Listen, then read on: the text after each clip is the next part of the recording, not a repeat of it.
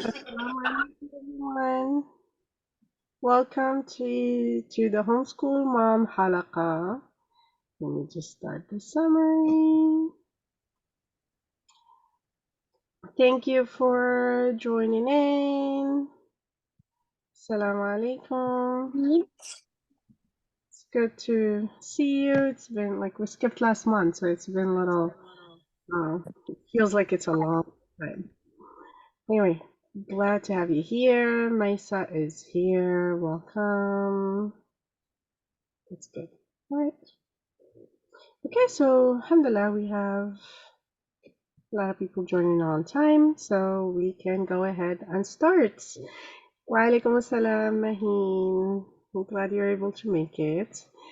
Right, so I'm going to introduce myself. I've looking at some names that I'm not familiar with. Welcome for like the Homeschool Mom Halaqa Live. My name is Mariam, and I've been hosting these halaqas for the last year and a half, I guess. And every month we talk about a different topic that will help the homeschool mom in her journey to like more nurturing her journey, more support. I just had a baby last month, and today she's very fussy, so hopefully she will let us record and have a halaqa today. We'll see. First time doing this with her.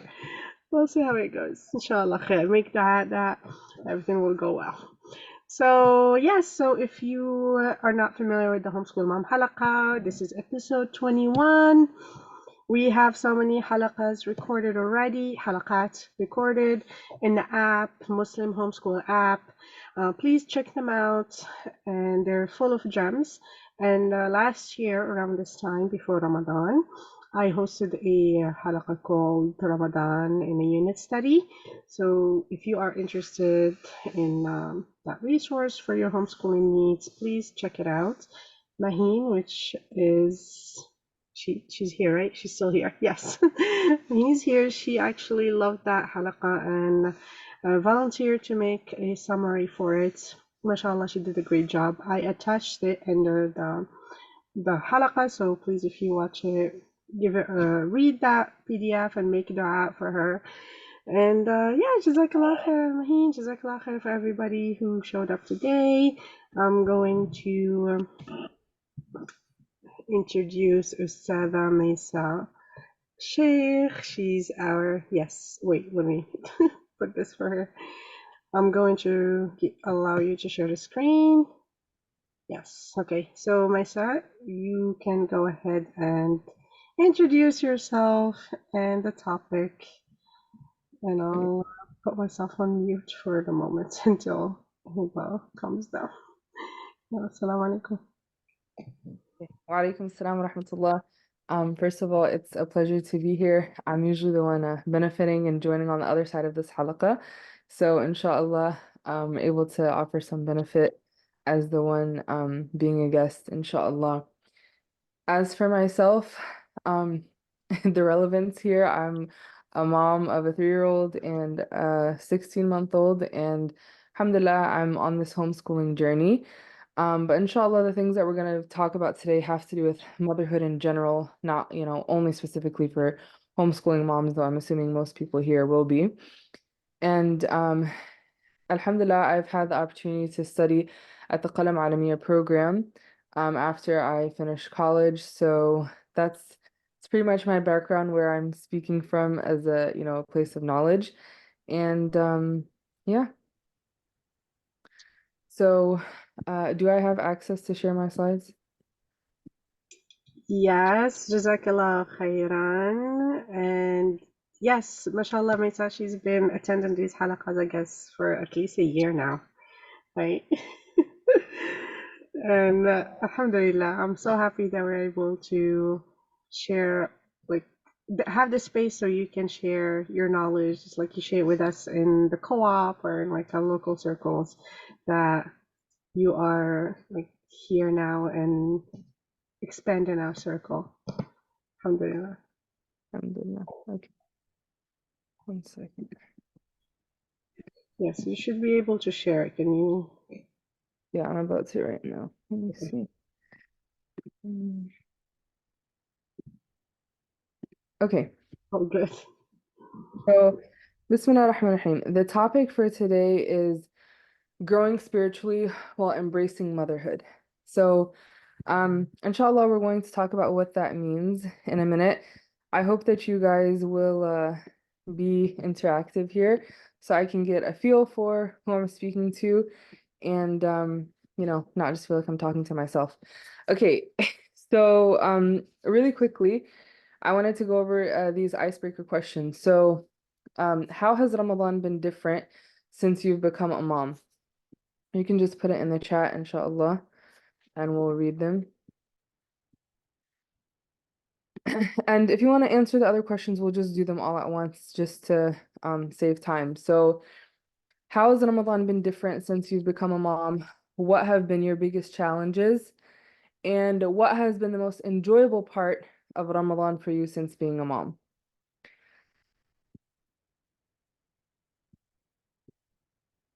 So, I'll give a minute for people to respond in the chat, inshallah.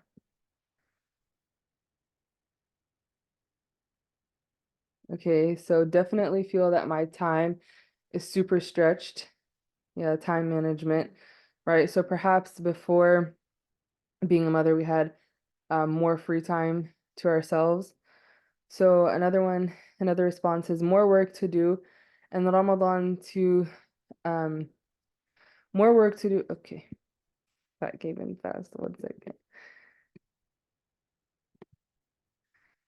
All right, more work to do, and Ramadan seems to slip away without goals being met. Okay, so inshallah, we're going to talk about that.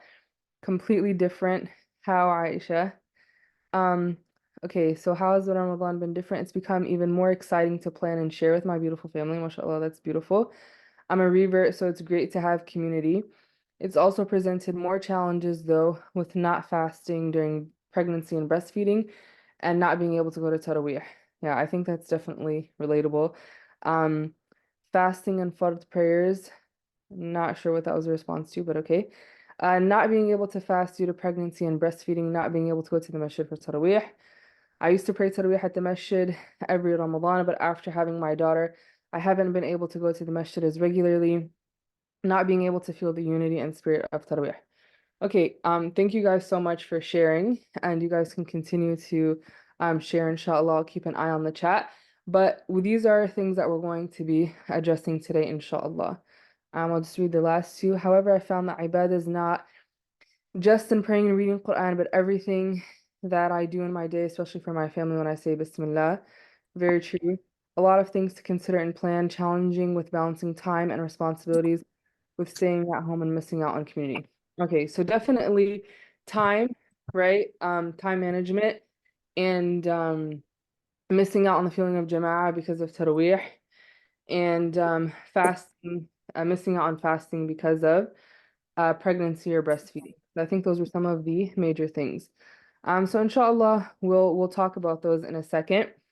Um, I really appreciate Sister the Violet, yes, for sharing a positive because I know it's easier to think about the challenges, right?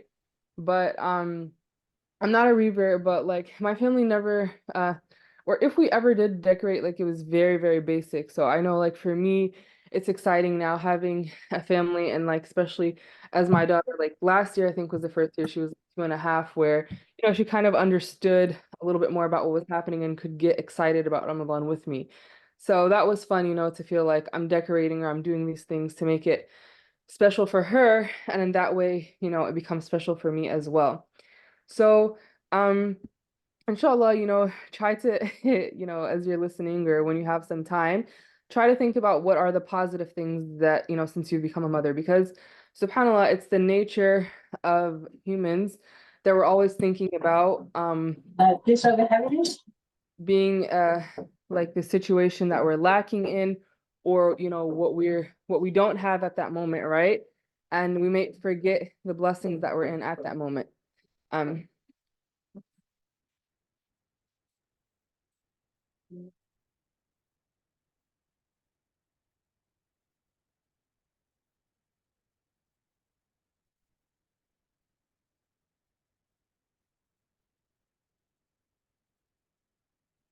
Speaking of motherhood.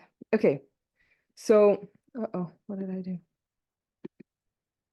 Can you guys still see my screen? Yeah, it's all good. Okay, okay. I pressed something and all right.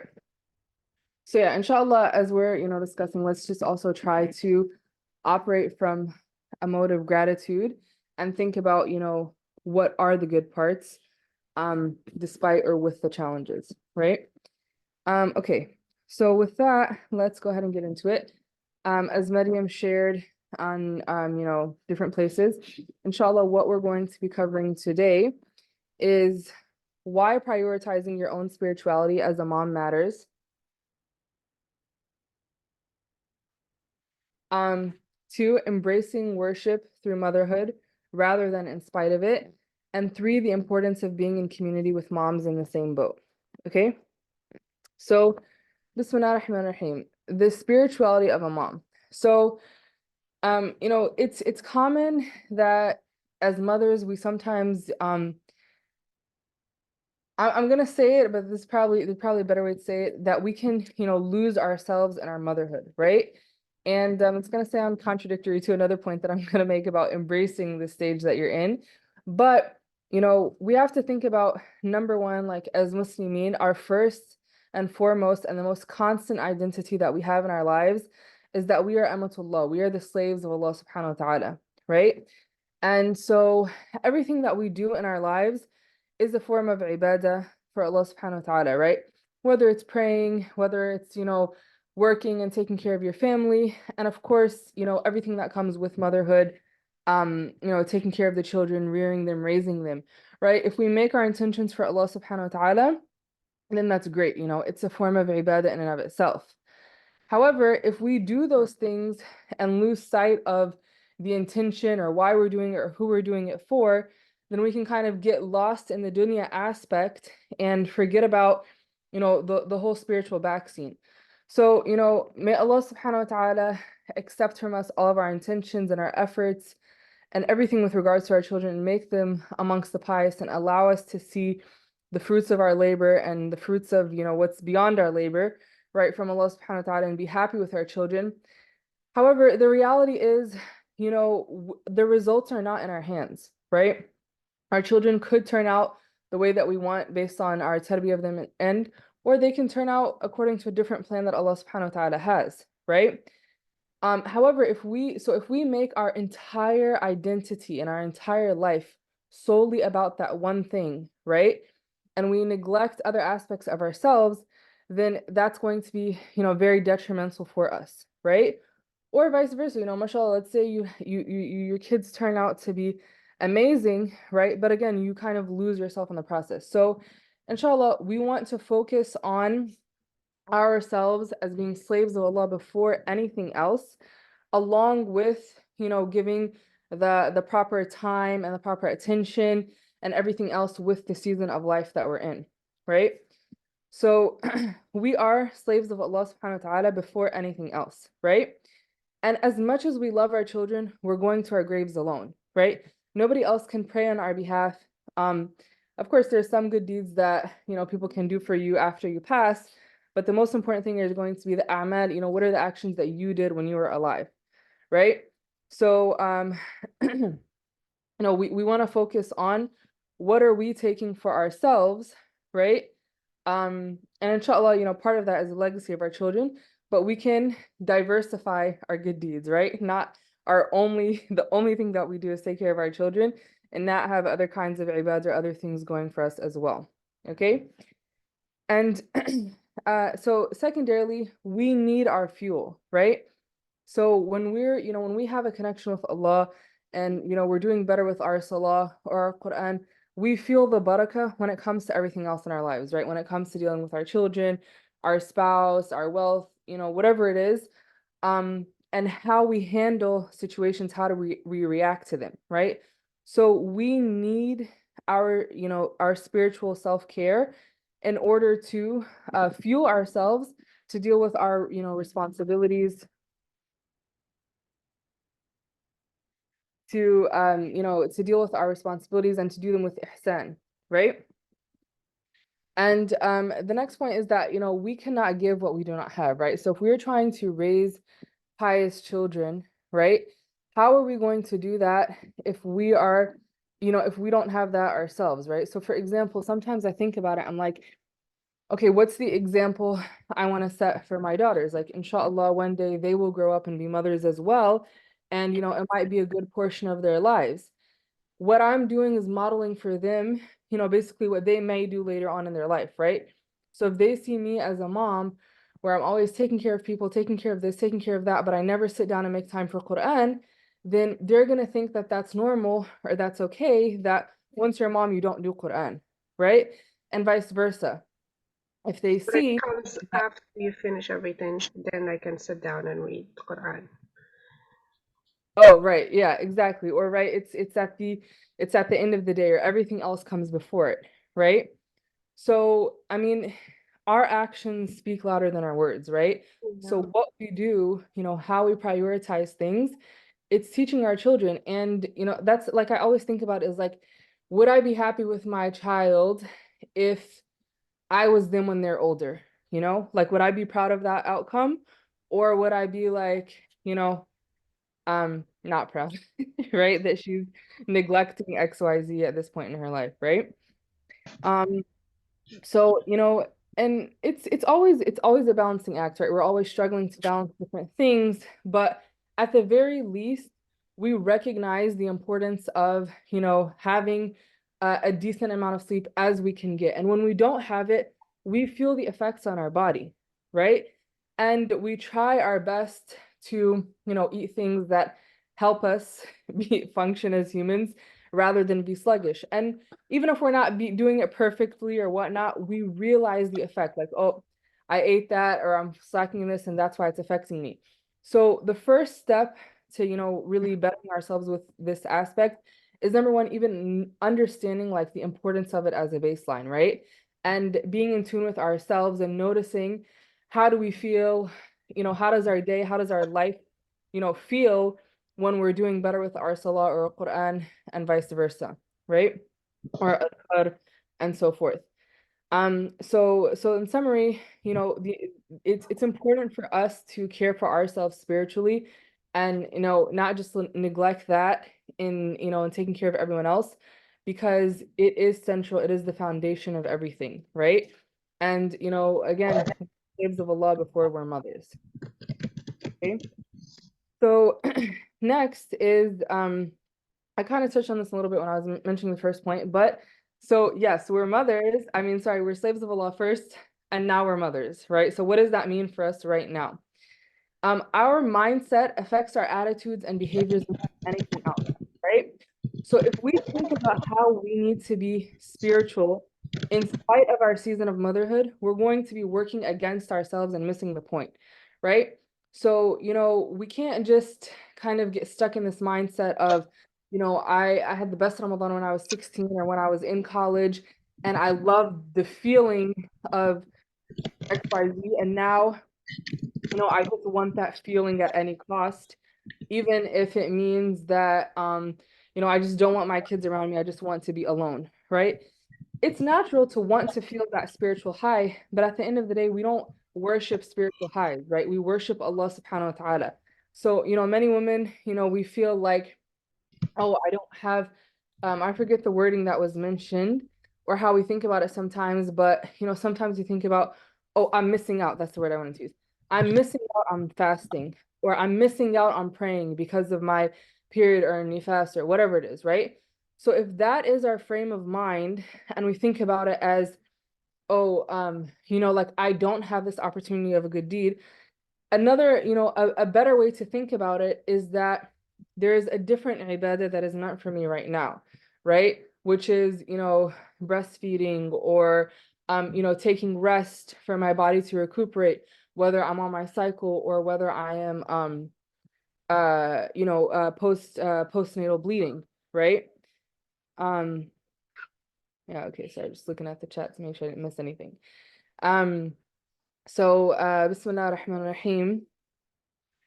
So yeah, our mindset is so important, right? If we think about that, I want to be able to do the same ibadah that I was able to do before I was a mother, or I'm not going to let being a mom stop me, right? That mindset is going to work against us rather than accepting the qadr of Allah. And not only that, but being thankful, right? How many people don't have children and want children, right? We're in a stage of life that is filled with blessings. It's filled with rahmah, the smiles of our children, along with all of the mess and the chaos and the overstimulation, right? But there is so much blessing in what we're experiencing, right? So if we think about, let me submit to this stage that Allah subhanahu wa ta'ala has given me right now, and think about, how can I kind of embrace this season of motherhood and think about what are ibadahs I can do that work with my season, right? And know that it's temporary, right? Every stage or every phase that we go through is temporary, right? Our single, unencumbered, no responsibilities part of life was a stage and it's gone, right? Motherhood, and especially, having kids at home is a stage and it will pass, right? So just because your Ramadan looks like this now, it doesn't mean it's going to look like this for forever, right? So the idea is just that we want to think about this positively, like how can I make the best of this with the situation that I have, rather than, kind of wallowing in the fact that I'm not in the stage that I was in previously, and I'm not able to do the things that I was able to do then, right? So what do we want to do instead? Instead, we want to, think about things that we can do. Think about a vision. What is Ramadan? How can Ramadan look like for me, where I am, that does make sense with my responsibilities of motherhood, even if it's not as much as I used to do before, but maybe I'm going to focus on meaning or connection in this certain way, right? How am I going to incorporate my kids, right? So I mean, probably a better phrase to use, but two birds with one stone, right? So I'm bonding with my children. I'm teaching them something in the deen, and inshallah, routines or things that will stay with them for their lives, and at the same time I'm doing it with them, right? So an example of that would be like, let's say my morning adhkar, right? If I do them by myself, I'll get them done in 10 minutes and I'm going to go through the full thing, right? But if I do it with my preschooler and my toddler while I cuddle with them in the morning, then I probably won't get through half of them because they're going to lose, lose focus, or they're not going to, sit still for that long. But I'm, building a memory and a bond with my child of, doing something for the sake of Allah, starting their day on a positive note, and it's associated with positive memories for them. And inshallah, with time, they'll learn the words, and you know, we can um, we can do more of them together, right? So the idea is, think about, as we said in the beginning, modeling for our children what we want for them, right? As much as we can. And we don't want our spiritual journey to be more stressful for us, where we think about it as just a checkbox, like I need to do this, I need to do this. But rather, you know, um, I need this as a fuel for myself, right?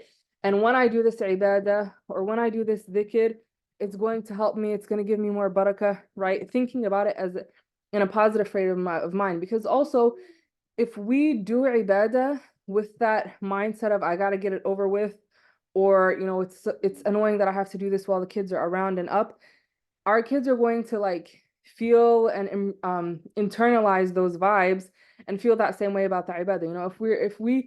If the narrative we always tell our children is, come on, we have to hurry up and pray so that we can get to XYZ, then they're going to understand salah as something that you rush to so you can move on to the more important things in your life, right? Um, so no pressure. No, but inshallah, I mean, it all my main focus, on this point is it all starts with our mindset, right? If we approach our ibadah as mothers from a positive framework, from, having realistic expectations based on our circumstance in life, trying to combine intentions, right? Of, let's say, bonding with my children, doing an act of ibadah, teaching them how to do this dhikr, right? So we try to make our ibadah work for us in this stage of life, rather than, approaching it from a negative mindset of, I'm not able to do this, I'm not able to do that. So, and just being down on ourselves, right? Can Um, I please add one little thing? I wanted to raise my hand, but I can't find it anymore. I don't know where it's um, but yes, mashallah, you said all the points. And I like what Huda said here, that I like to think that before all my worship was from me, and now I get reward of all my kids' worship, inshallah, bi'idhnillah, and also get mine completely. That's just such a beautiful mindset to have. I wanted to add that recently I've been working on the concept of having barakah. So before, I'm very a list person. mm, And before I used to think, oh, so I didn't get to read all these adhkars because I didn't do them by myself. I'm doing them with my kids. I'm getting distracted, answering questions, all of that. So I only got three or four, so it just feels like it's not enough. But then when I realized that the concept of barakah is not, doesn't depend on like how many things you accomplish, but instead it's like how much barakah Allah put in that moment. And I shifted from just to, looking at the numbers and the time spent rather than like just having that mindset in the back of my mind. Like, all right, so may Allah put more barakah in this moment, and this ibadah will have better effect on me today, on the next few days, on like the years to come, and on my children as well. And it really took off a lot of that stress from I didn't do enough because of the kids. SubhanAllah, that's so beautiful. And yeah, I'm loving the comments as well. Just caught up with the chat. I saw this comment as well that, and SubhanAllah, think about it, that any good deed that we teach our children, right, anytime that they do it after that, we're not only getting the reward when they do it now as kids, but anytime that they do it in their life after that, if we're the ones that teach it to them, inshallah, that continues on our scale, right?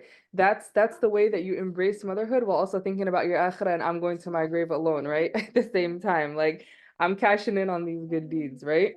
And another thing that I wanted to add about barakah is that, even with I know a lot of moms, especially first time moms and they have babies, really struggle with all the things that we mentioned before of not being able to attend tarawih and stuff like that, and their kid is not old enough to get excited about Ramadan or communicate or anything. So it's just like it can be very, very tough and can feel isolating.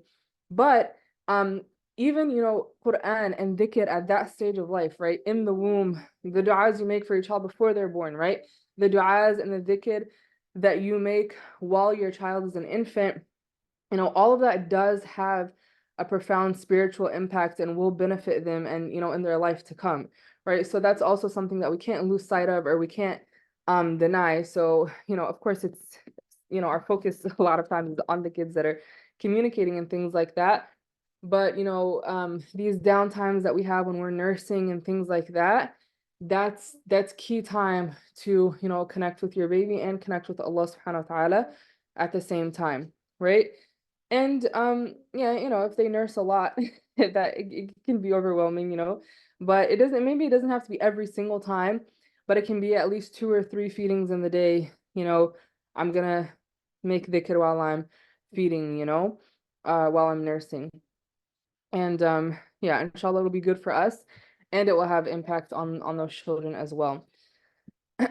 So um yeah, I think we covered the main points that I wanted to um mention here. And inshallah we can discuss like more practical things as well, but mindset really is important. It has a huge effect, and that's why I put so much emphasis on just discussing that in and of itself. The next point that I wanted to discuss is the importance of community. When I asked at the beginning, what are some of the challenges that we feel, many people spoke about not being able to be part of that jama'ah, feeling in isolation, right? And again, maybe sometimes it's more of like first time moms or things like that who might feel alone or, not like, is this really what my Ramadan is about to look like? Or maybe even, some of us have been mothers for years and have been, suffering silently. SubhanAllah, all of us feel the same way, right? All of us miss that tarawih. All of us miss being able to do some of the things that we were able to do before, going to qiyams and things like that, we're not able to do we have a child that's waking up in the middle of the night or has to be asleep by 8 or, whatnot. So the first thing is, you are not alone. And subhanAllah, we all have each other in 2024 right now, as moms with young children or whatnot.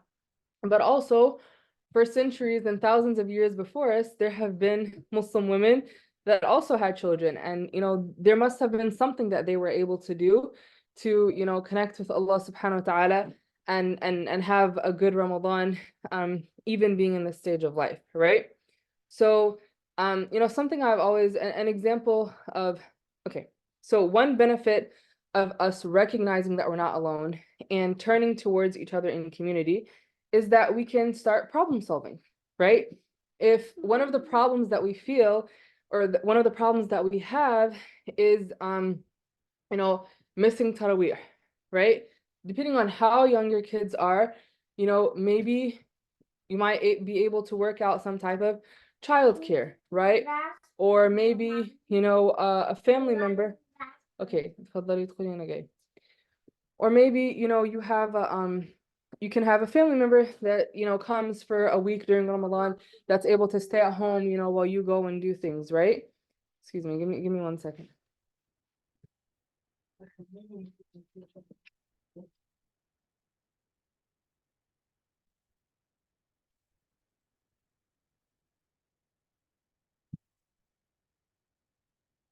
Um, Bismillah ar-Rahman ar-Rahim. Yes. So if we start talking to each other and having these conversations, people who are not in our phase of life are not going to understand our challenges in the way that we can understand them. Therefore, they're not going to be able to provide solutions for us that we don't communicate ourselves, right? So this is why we need to speak to each other. We need to problem solve. And, even if it's just a matter of relating to each other, right? Maybe someone's not going to be able to come and stay at your house while you go pray Tarawih. But maybe we can share something else. Oh, actually, I prayed my own Tarawih at home. When my child was sleeping, I would hold the Mus'haf and I do this, right? Or we can share different ideas and things that have worked with us, right? Um, and also, I'm going to put in a plug in a second, but one thing that we have that's unique right now is online community, right? We can do virtual programs and whatnot that people weren't able to do before.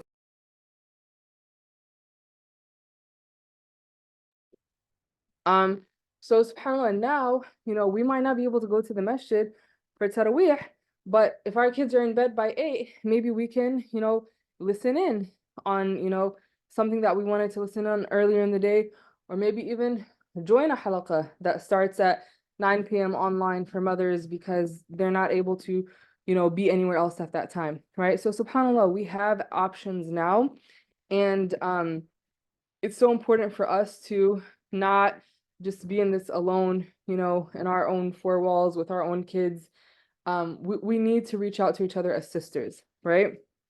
So inshallah, an initiative that I'm going to be doing this Ramadan in order to fulfill this need is a program called Ramadan for Moms, which is basically, we'll have a weekly halaqah on Sunday mornings, and the halaqah is going to be on examples of mothers from the Quran and the Seerah, and, taking inspiration from them and how, spiritual lessons from our mothers who were mothers, right? So that we can implement that in our lives, right? The spirituality of women is so powerful.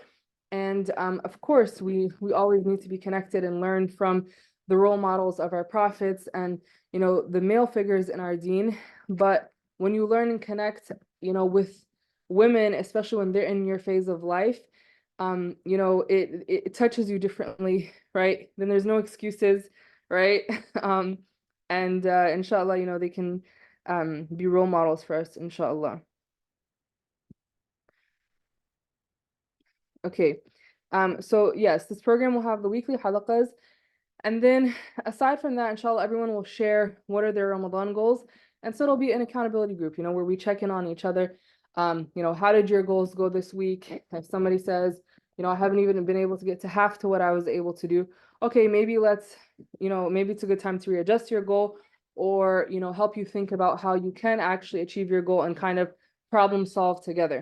So that is the point of this group. And inshallah, maybe Maryam can share it, or you can always check out our Instagram to find the flyer and the link, inshallah, to register. But this is what we're, what I'm providing as a form of community, inshallah. If anyone is interested in joining, would love to have you guys. And I highly recommend it. So I'm part of it, and as you said, like the weekly check-ins thing, sometimes I really forget. Like, yes, I set these goals, and I'm working towards them. But if I skip a day, then I skip 2 days, and that's it. I forget about them until I'm like, oh, somebody's checking on me. Oh, what was I like planning to do? And then what am I working on? And then I'll come back again on track. But yes, it's really helpful. And I appreciate it. Jazakallah khairan for all the tips and techniques that you shared with us today. And for, okay. And for all the resources. If you have any questions or anything you want to add, please share them here in the chat. And myself will be, inshallah, sharing with them. Sorry, guys. I'm trying to fix some logistics here.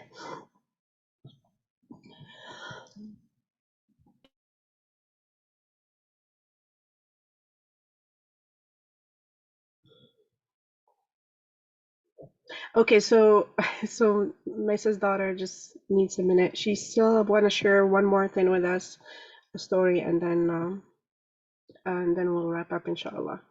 So if you want to, if you can stay still like for a few minutes, she'll be back, inshallah. One thing I have been thinking about is taking Ramadan as an opportunity to work on the ailments of the heart we may face sometimes. Yes, Nora, would you like to unmute yourself and share a little bit more? I did see a halaqa coming up here. What's her name? Dunya Suhaib. She's doing something about that, and I thought it was interesting. It's the right time to do it. Okay, my says back. Sure. No, I was just, subhanAllah, I was thinking about, the tazkiyah of our nafs and how it's something that not always is thought of as a worship, but because subhanAllah, Ramadan is a time when we're fasting, it is the tahdhib of our nafs, right? It's like a discipline of our nafs. And like the way that you feel at the end of the day is like you're really humbled. Because that fasting, what it does to your body, it really humbles you and it humbles your nafs. So I've been thinking that I think, subhanAllah, especially for us as moms, we always think of the ibadat that sometimes happen outside of our home that we're missing out on. But tazkiyat an-nafs, like this is one of the best times during the year to be doing this because of that humbleness that fasting brings to us, alhamdulillah. So ailments of the heart like jealousy, like kibriya, thinking we're better than people, or having certain kinds of hasad, even if we don't mean to have it, or certain if we have any ill feelings towards things or people or negative thoughts, that time of like fasting and having that humbleness during our fast, alhamdulillah, I feel is a really great opportunity for us to work on. And it's something we could do at home and even with the kids around,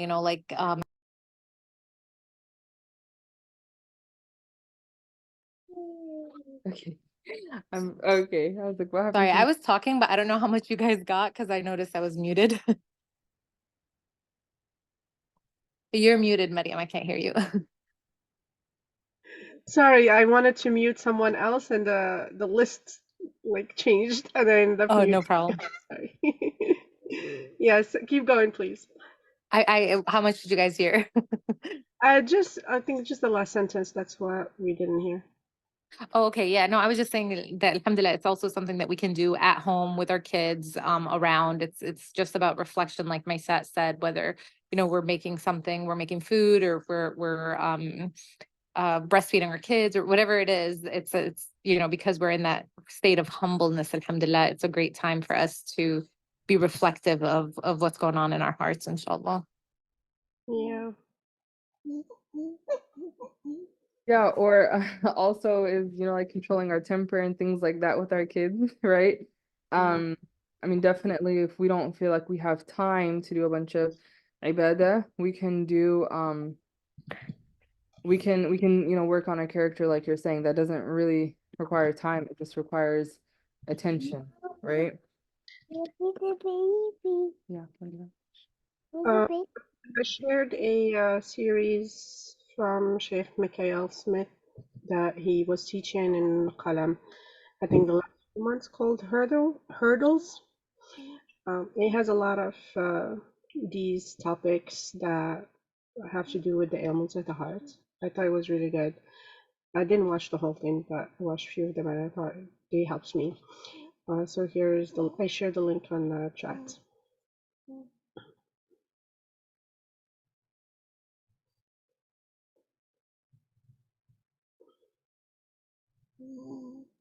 Okay. So inshallah, I just wanted to round off with sharing the story of a Sahabiya.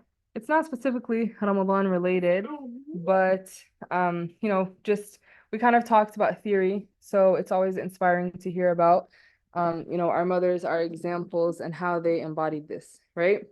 So the story I want to share is that of Sulaym radiallahu anha, also known as Rumaysa, and she was the mother of Anas bin Malik. Okay, so I'm not going to do the super detailed version, but so I I chose to do a deep dive and study her life because I was like, oh, Rumaysa, it's close to my name, so I'm going to pretend like I'm named after her, but I'm really not. But anyhow, so this was, just one reason why I decided to study more about the Sahabiya at some point that I didn't know that much about. And the more that I learned about her story, the more I was just amazed. So subhanAllah, sometimes we've heard these different stories, but may not realize it's all connected to this, to one person, right? So Bismillah ar-Rahman ar-Rahim. Sulaym radiallahu anha, she was an Ansariya, right? So she's from Medina.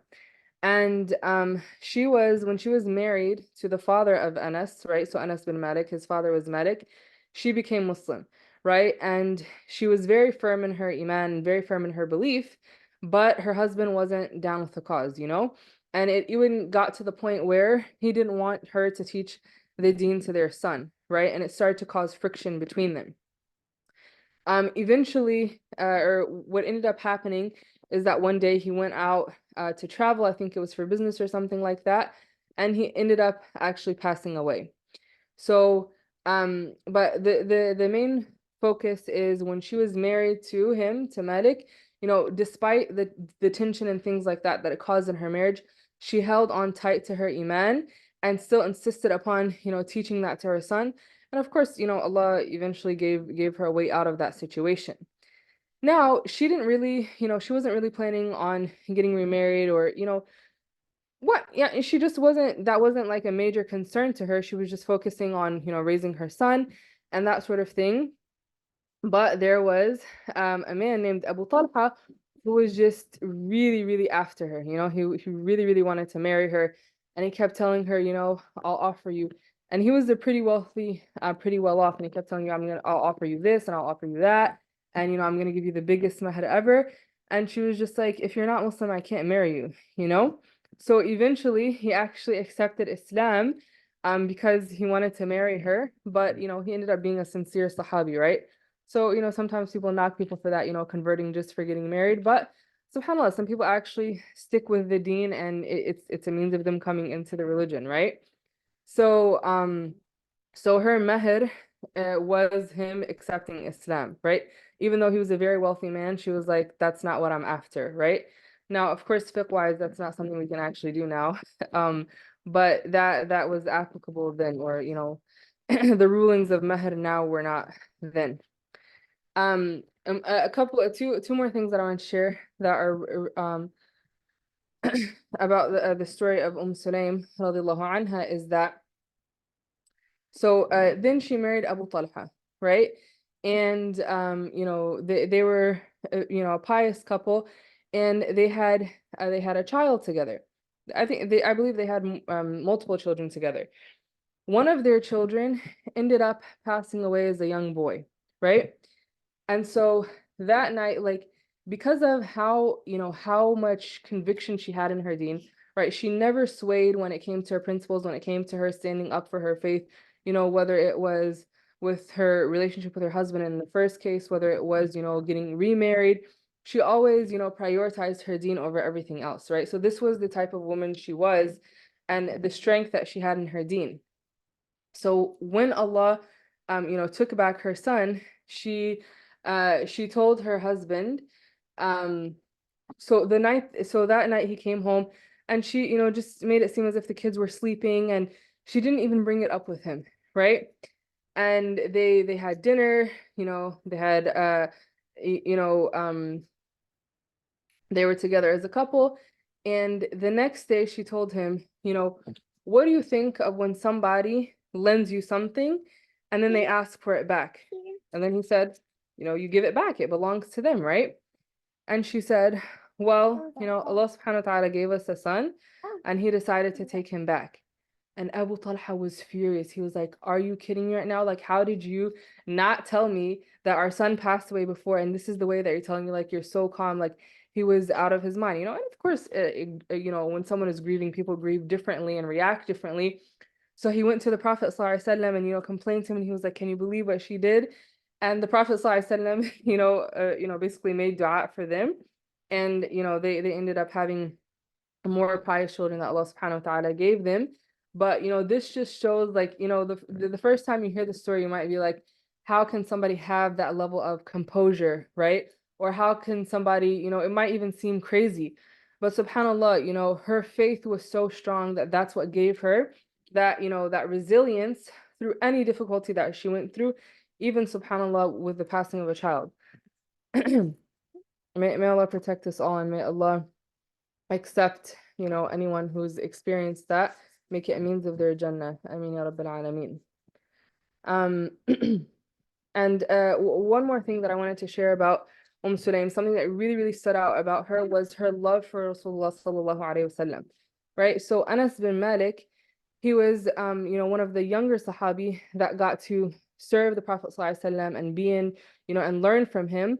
That, he was young when the Prophet sallallahu alaihi wasallam passed away. And so he was one of the Sahaba that lived the longest after the Prophet ﷺ passed away. So think about how many people, how many tabi'een he was able to benefit and teach and spread the deen, right? And he had that very strong tarbiyah and learning from the Prophet ﷺ because of those core years that he spent with him as, as a youth. So what are some takeaways that, from Sulaim that I was just thinking of is that, what defined her, as a mother, as a wife, as whatever, was her strong connection and her faith in Allah subhanahu wa ta'ala and her love for Rasulullah sallallahu alaihi wasallam, right? And, by having those core, aspects, Allah subhanahu wa ta'ala, kind of took care of things for her in other ways, right? And so, for example, with her child, with Anas bin Malik, she didn't teach him everything, but she, prioritized having good adab and akhlaq and, always, he saw through her actions how his mother prioritized her deen, that, alhamdulillah, she had the opportunity for her child to serve the Prophet ﷺ and, made that what his whole life was surrounded by. And, he became a great scholar, and they had many other pious children as well that were scholars as a result of that. So just wanted to share the story as hopefully a little bit of an inspiration. Probably could have done some nicer storytelling, but wanted to just summarize it a bit.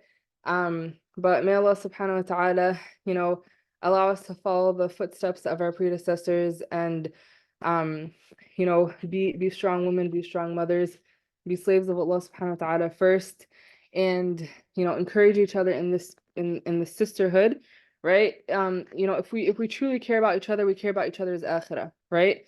So may Allah subhanahu wa ta'ala allow us to be a community for each other that is always encouraging each other to be good. And I pray that everyone has an amazing Ramadan, and we brainstorm together ways that work for us in our stage of motherhood, right? Rather than trying to figure out how to do ibadah in spite of our children, right? Or without them all the time. So may Allah subhanahu wa ta'ala make it easy. May Allah subhanahu wa ta'ala accept.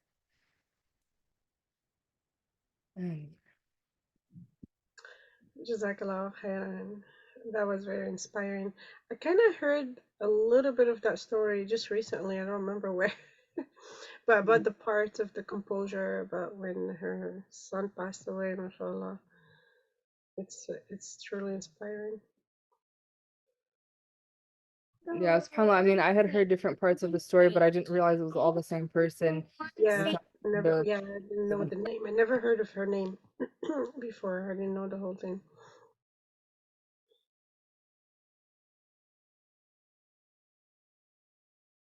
Yeah, yes, yes. Huda said, we see the resilience in the Ghazawi mothers, subhanAllah. It's so true. They're putting examples, of what we're talking about right now, right? Despite everything they're going through, they still hold on to their relationship with Allah subhanahu wa ta'ala, their relationship with the Quran. So may Allah subhanahu wa ta'ala give us that strength. I mean, Ameen. Okay, Maryam, I'm done if you want to close out. I think, yeah. So if we don't have any questions, if people want to reach out to you, you can, so your Instagram handle is Soul Studies Institute. Can write it here.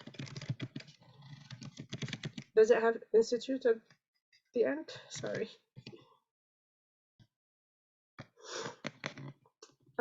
Ladies, if you want to watch, okay, so Soul Studies Institute on Instagram, if you want to reach out to Mesa or Mesa L Sheikh, right?